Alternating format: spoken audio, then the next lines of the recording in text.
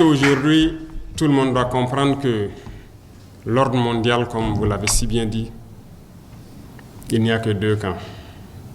Et chacun devra choisir son camp. Ceux qui prétendent être neutres, soit n'ont absolument rien compris, ou ont peut-être le cerveau éteint. Il faut le dire clairement. Il n'y a pas de neutralité possible. Il y a les oppresseurs, il y a les opprimés. Et en tant que révolutionnaire, un révolutionnaire aime tous les peuples. La preuve, ils sont nombreux à venir d'autres continents pour appuyer, pour nous aider dans ce combat.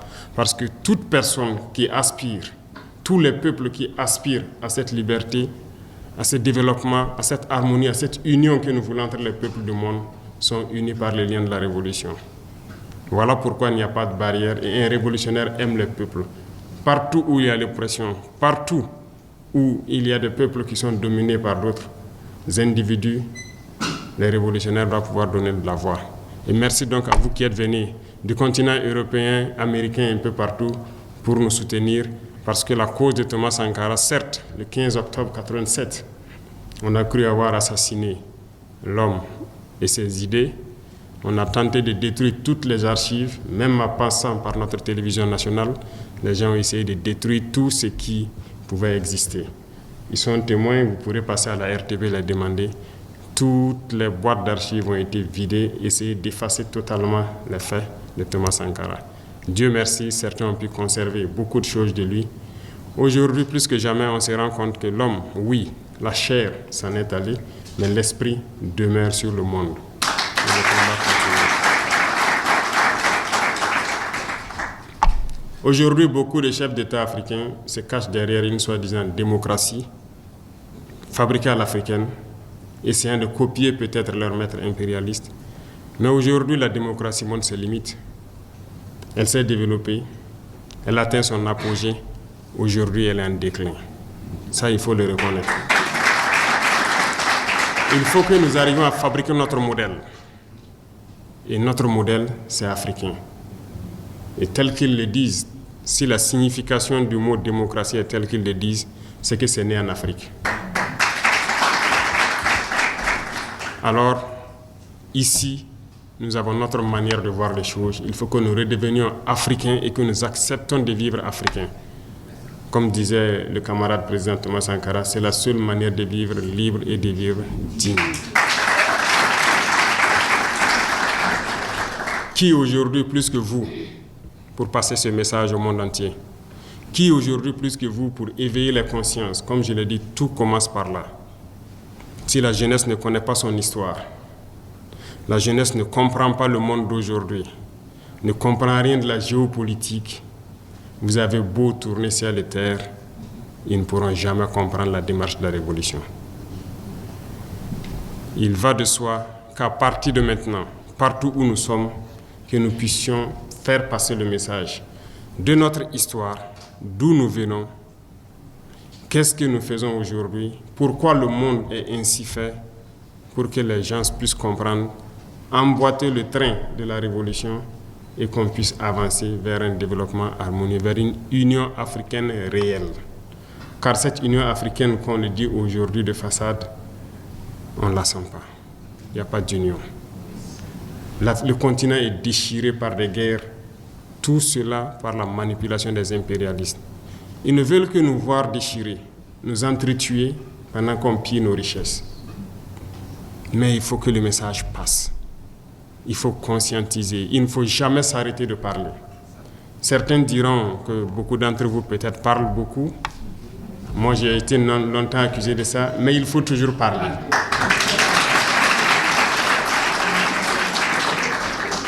J'ai rencontré une fois le président vénézuélien.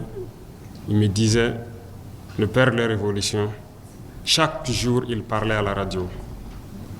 Et lui-même, qui était son fidèle, se demandait, mais pourquoi tous les jours il parle?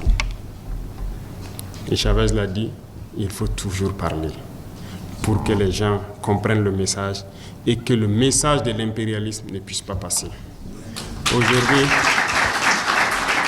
plus que jamais, lui l'a compris Et il était venu juste pour m'encourager de continuer à parler. Pendant que sur le continent, nos frères, peut-être qui n'ont encore rien compris, nous disent qu'on parle trop.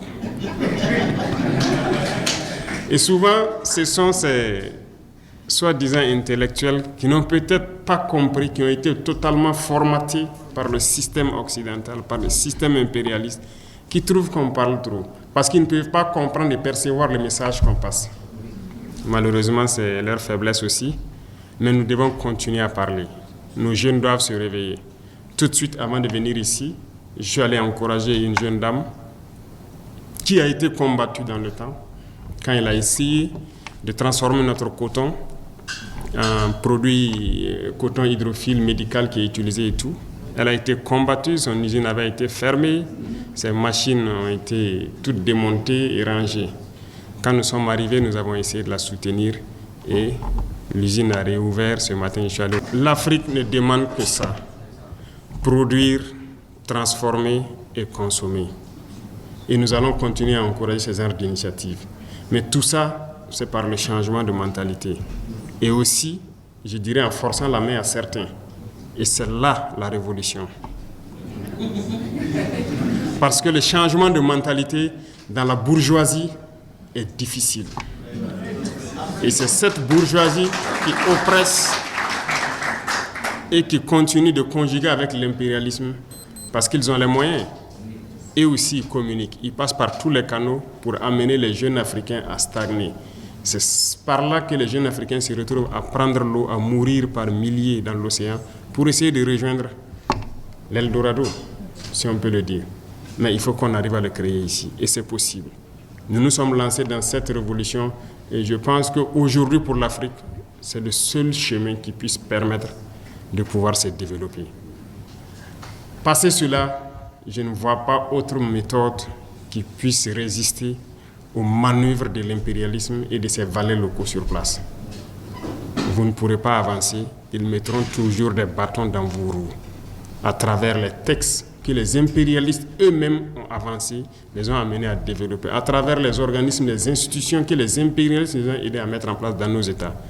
Il faut pouvoir casser tout ça pour que l'Afrique puisse ressurgir, s'unir et avancer. Les guerres nous ont trop déchirés. Parler des guerres, essayer de toucher leur cœur. Nous sommes en guerre au Burkina, nous connaissons d'où ça vient, nous nous battons. Mais quand nous regardons l'histoire de certains pays, ça nous déchire encore plus le cœur. Le Soudan, le Congo, bref, il y en a assez, où des gens meurent par milliers, des frères se déchirent par longueur de journée. Ici, ce sont des individus manipulés par l'impérialisme, qui sont assis de l'autre côté, qui les envoient un peu d'argent, du carburant, des armes, des munitions, et ils tuent leurs frères. Ils gambadent à travers les campagnes, tués, sans même savoir pourquoi ils le font. Mais tout ça, c'est parce que les cerveaux sont encore éteints. Il faut que vous puissiez rallumer les cerveaux de beaucoup d'Africains pour qu'on puisse se réveiller. Et c'est sérieux. Et c'est à travers la communication que vous faites. Vous le faites déjà très bien. Et moi, je vous encourage à pouvoir continuer ces rencontres. Nous avons créé l'Institut des peuples noirs. Nous sommes en train donc d'opérationnaliser et j'espère que tout un chacun participera en présentiel ou en visioconférence à continuer à éduquer notre jeunesse pour qu'elle prenne ses responsabilités, pour qu'elle comprenne le monde et que l'Afrique puisse se réveiller enfin et qu'on puisse s'unir et vivre dignement et librement. Et comme je l'ai dit encore, un révolutionnaire, il aime tous les peuples. Ce sont les politiques qui font souvent qu'on peut confondre les peuples. Mais les politiques ne doivent pas diviser les peuples. Et donc travaillons, peu importe la position où nous sommes, à unir les peuples et non à les diviser. Mais il faut que nous amenions d'une manière ou d'une autre les politiques à changer leur approche en Afrique. Et là aussi, nous allons continuer à parler, quitte à ce que ce ne soit pas diplomatique, mais nous allons le faire.